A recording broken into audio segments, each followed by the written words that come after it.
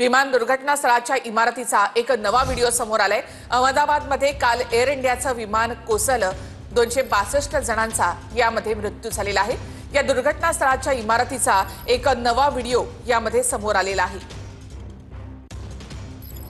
परिसरामधला हा इमारतीचा नवा व्हिडिओ आहे। इमारतीची बाहेरची दृश्य आपण या ठिकाणी पाहतोय। ज्यावेळेला विमान कोसळलं त्यानंतर कूलिंग ऑपरेशन या ठिकाणी केलं जात होतं, तर इमारतीच्या छतावर हे विमान आदळलं आणि त्यानंतर या इमारतीच्या छताची काय अवस्था झालेली आहे ते आपण या ठिकाणी पाहतो। संपूर्ण बिल्डिंगलाच याचे हादरे बसले, मात्र छतावर हे विमान कोसळल्यानंतर आणि त्यानंतर विमानाचे अवशेष फक्त या भागामध्ये दिसत होते। तर इमारतीच्या आतली ही दृश्य आपण या ठिकाणी पाहतो। ही विजय मेडिकल कॉलेजच्या कॅन्टीनमध्ये हे विमान घुसलं, त्याचे अवशेष या ठिकाणी पडले। थेट आपण जाऊयात आमचे प्रतिनिधी गिरीश गायकवाड यांच्याकडे। गिरीश, इमारतीच्या परिसराच्या बाहेर तुम्ही आहात। कालही आपण पाहिलं आणि आताही आपण पाहतो की काय अवस्था या बिल्डिंगची झाली आहे, त्यावरून अपघाताची भीषणता देखील इथे लक्षात येते। नक्कीच निखिलाजी, आपण पाहतोय या ठिकाणी अगदी दाहक भीषणता जी आहे ती अनुभवायला मिळते। आणि माझ्या मागे अगदी आपण पाहू शकता की विमानाचं जे टेल आहे बघा, एअर इंडियाचा जो लोगो आहे लाल रंगाचा तो सुद्धा आपल्याला या ठिकाणी स्पष्टपणे दिसतोय। विंग्स या ठिकाणी दिसत आहेत आणि जो टेल आहे विमानाचं ते सुद्धा दिसतंय। त्यामध्ये जे मेमरी बॉक्स आहे ते सुद्धा, ब्लॅक बॉक्स आहे ते सुद्धा काढण्यात आलेले आहे। एक बॉक्स जो आहे तो काढून दिल्लीला पाठवण्यात आल्याची माहिती आहे, तर दुसरा जो बॉक्स आहे ते शोधण्याचं जे काम आहे ते सध्या या ठिकाणी NSGचे कमांडोज असू द्या किंवा मग NDRFचे जवान असू द्या त्यांच्या तुकड्यांकडून सुरू आहे। 6 NDRFच्या तुकड्या या ठिकाणी पोहोचलेल्या आहेत, त्यासोबत NSGची एक टीम या ठिकाणी पोहोचली आहे। डॉग स्क्वॉडला सुद्धा या ठिकाणी पाचारण करण्यात आलेलं आहे। काही विद्यार्थ्यांची विचारपूस जी आहे ती या ठिकाणी होताना आपल्याला स्पष्टपणे पाहायला मिळते की नेमकं त्यावेळी काय घडलं होतं आणि जे विद्यार्थी होते MBBSचे ते नेमके काय करत होते या संदर्भात देखील आढावा जो आहे, जी चौकशी आहे ती सुद्धा या ठिकाणी घेतली जाते। आणि NSGचे जवान त्या ठिकाणी पोहोचलेले आहेत, अधिकारी पोहोचलेले आहेत आणि छताची काय अवस्था झाली ती सुद्धा आपण पाहतोय या ठिकाणी। माझा कॅमेरामॅन योगेश सावंतला सुद्धा सांगेल की ही झाडं दाखवावी जेणेकरून लक्षात येईल की ज्यावेळी हे विमान या झाडांवर कोसळलं काय परिस्थिती झाली। अगदी भलं मोठं या ठिकाणी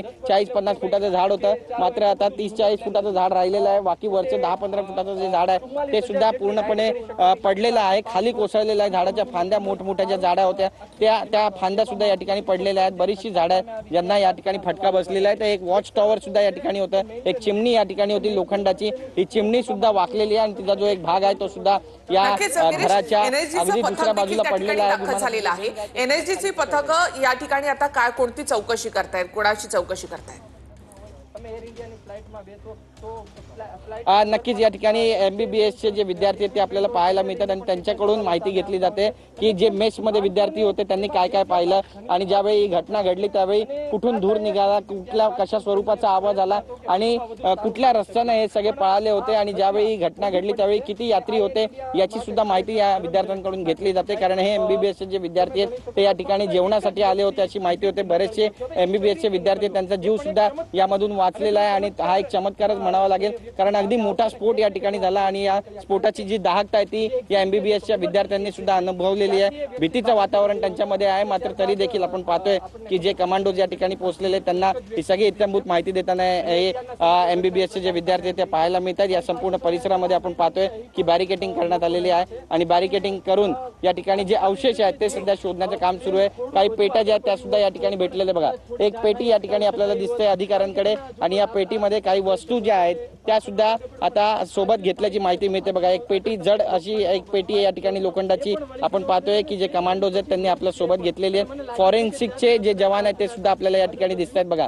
हे पाठीवरती त्यांचे जे चौकोन चित्र दिसत आहेत ते सुद्धा हे सगळे जवान आहेत आणि फॉरेन्सिकचे ही जी टीम आहे ही या ठिकाणी दाखल झालेली आहे आणि फॉरेन्सिकच्या टीमनं काही पुरावे सदृश्य वस्तू ज्या आहेत त्या सुद्धा आपल्या सोबत घेतल्याची माहिती मिळते। आता एकंदरीतच आता तपास कार्याला सुरुवात झालेली आहे। दुपारचे 12 वाजता तापमान 38 ते 40 अंश सेल्सिअसच्या घरात पोहोचलेलं आहे। इतक्या रखरखत्या उन्हामध्ये सुद्धा आपण पाहतोय की आता चौकशी जी आहे ती सुरू झालेली आहे आणि तपास कामाला देखील गती मिळालेली आहे। आणि सगळ्यात महत्त्वाचं म्हणजे एअर इंडियाचं जे विमान या ठिकाणी कोसळलेलं आहे या विमानाला पाहूनच याची जी दाहकता आहे ती आपल्या लक्षात येते। ज्यावेळी घटना घडली असेल कशा पद्धतीचं वातावरण असेल याची कल्पना सुद्धा करत नाही। जे लोक इथले प्रसंग सांगतात, जे अनुभव सांगतात ते सांगताही शब्दात मांडण्यासारखे नाही आहेत, कारण इतकी भीषण परिस्थिती या संपूर्ण परिसरामध्ये होती. आगीचे लोळ होते, मृतदेहांचा खच या ठिकाणी पडला होता आणि आता जे नातेवाईक आहेत त्यांना सुद्धा या ठिकाणी यासाठी बोलवलं जात आहे, कारण मृतदेहांची ओळखच पटत नाहीये. त्यांचा DNA घेतला जाईल आणि मग DNAच्या माध्यमातून तो DNA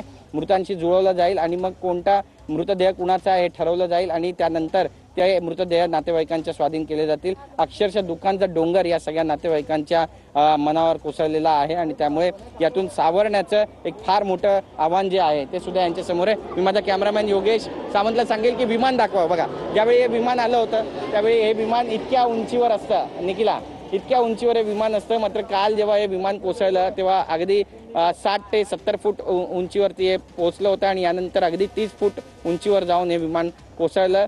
विमान टेक ऑफच करू शकलं नाही अशी सुद्धा दृश्य आपल्याला दिसली आणि अगदी हृदय हेलावून टाकणारा हा सगळा प्रसंग होता. आणि त्यानंतरची ही दृश्य आपण पाहतोय. या ठिकाणची विमानाचा जो मागचा भाग आहे, ज्याला आपण टेल म्हणतो, तो या ठिकाणी आहे. जो पुढचा भाग आहे तो इमारतीच्या दुसऱ्या बाजूला कोसळलेला आहे, मेसच्या दुसऱ्या बाजूला कोसळलेला आहे. त्याचे सुद्धा अवशेष त्या ठिकाणी पडलेले आहेत. बऱ्याचशा बॅग्स आहेत, बऱ्याचशा ट्रॉलर्स त्या ठिकाणी आहे, बऱ्याचशा खुर्च्या विमानाच्या त्या ठिकाणी पडलेल्या आहेत आणि विमानाचा जो मुख्य भाग आहे तो सुद्धा त्या ठिकाणी कोसळलेला आहे. आणि त्यामुळे अतिशय भयावह अशी ही सगळी दृश्य आहे आणि लोकांमध्ये सुद्धा भीतीचं वातावरण आहे. अशी घटना घडू नये याची देखील प्रार्थना वारंवार केली जाते. दरम्यान ही सगळी दृश्य आपण पाहतोय. बघा, या ठिकाणी फॉरेन्सिकची टीम पोहोचलेली आहे. एक पेटी त्यांच्याकडे आहे आणि काही अवशेष जे आहेत ते या ठिकाणी गोळा करण्याचं जे काम आहे ते त्यांच्याकडून केलं जातं आहे. बघा, पिशवी जी आहे ती या ठिकाणी मागवलेली आहे, हातामध्ये ग्लोव्स त्यांनी घातलेले आहेत आणि हे सगळे जे अवशेष आहेत ते यामध्ये गोळा करण्याचं जे काम आहे ते सध्या फॉरेन्सिकच्या टीमकडून सुरू झालेलं आहे. फॉरेन्सिकची टीम विमान ज्या ठिकाणी कोसळलेलं आहे त्या इमारतीच्या टेरेसवर पोहोचलेली आहे आणि टेरेसवर पोहोचून हे सगळे जे अवशेष आहेत ते एकत्र करण्याचं सध्या जे काम आहे ते युद्धपातळीवर सुरू झालेलं आहे. या घटनेनंतर परिसरामध्ये अगदी शोकसागरामध्ये हा संपूर्ण परिसर बुडालेला आहे आणि अशा घटना घडू नये यासाठी काही ठोस उपाययोजना सुद्धा करायला हव्यात. आता पहिले आधी ज्यांचे टेरेस या संपूर्ण भागामध्ये होते तिथे टेरेसवर येऊन खाट टाकून हे सगळे लोक जे आहेत आसपासचे ते झोपत होते. मात्र आता झोपायला सुद्धा भीती वाटते अशी सुद्धा प्रतिक्रिया त्यांनी दिलेली आहे. सगळ्यात महत्त्वाचं म्हणजे अगदी 2 किलोमीटरच्या अंतरावरती इथून एअरपोर्टचा परिसर आहे आणि एअरपोर्टच्या परिसरापासून हा संपूर्ण भाग जो आहे तो अगदी जवळचा परिसर आहे. ज्यावेळी 1:38ला उड्डाण घेतलं होतं त्यावेळी अगदी 1:38ला 10-20 सेकंदाचाच केवळ त्या ठिकाणी फरक असावा आणि हे विमान येऊन या ठिकाणी कोसळलं. तर ही सगळी दृश्य पुन्हा एकदा माझ्या कॅमेरामॅनला सांगेल की दाखवावी. बघा, एकीकडे रोप बांधण्याचं काम जे आहे ते सध्या या इमारतीच्या वर सुरू आहे, तर दुसरीकडे जी फॉरेन्सिकची टीम आहे तिनं पुरावे सदृश्य ज्या वस्तू मिळत आहेत त्या एकत्र करायला सुरुवात केलेल्या आहेत. इमारतीच्या टेरेसवरची ही सगळी दृश्य आपण पाहतोय की कशा पद्धतीने या ठिकाणी आता ऑपरेशनला सुरुवात झालेली आहे. एकीकडे रोप बांधले जात आहेत तर दुसरीकडे पुरावे जे आहेत ते गोळा केले जातात. काही पुरावे सापडतात का याचा शोध घेतला जातोय. एक ब्लॅक बॉक्स जो आहे तो शोधण्याचा प्रयत्न या ठिकाणी वारंवार केला जातोय. मात्र बरेचसे अवशेष या ठिकाणी पडलेले आहेत. इमारतीचे काही अवशेष सुद्धा आहेत, त्यामध्ये विमानाचे सुद्धा अवशेष या ठिकाणी पडलेले आहेत आणि या सगळ्यांमधून तो जो एक ब्लॅक बॉक्स आहे हरवलेला आहे तो ब्लॅक बॉक्स शोधण्याचा जो प्रयत्न आहे तो या ठिकाणी केला जातोय. ही सगळी दृश्य जर पाहिली तर लक्षात येतं की अतिशय भयंकर आणि दुर्दैवी अशी ही सगळी घटना होती आणि यानंतर लोकांमध्ये सुद्धा भीतीचं वातावरण या संपूर्ण घटनेनंतर पसरलेलं आहे. आणि नेमकं हा आता विमानाचा जो मागचा भाग आहे तो कधीपर्यंत काढला जाणार आहे, ब्लॅक बॉक्स कधीपर्यंत भेटणार आहे, नातेवाईकांची DNA चाचणी कधीपर्यंत पूर्ण होणार आहे. नक्कीच गिरीश, पुन्हा एकदा मी तुमच्याकडे येते. आणखी एक महत्त्वाची बातमी आहे. विमान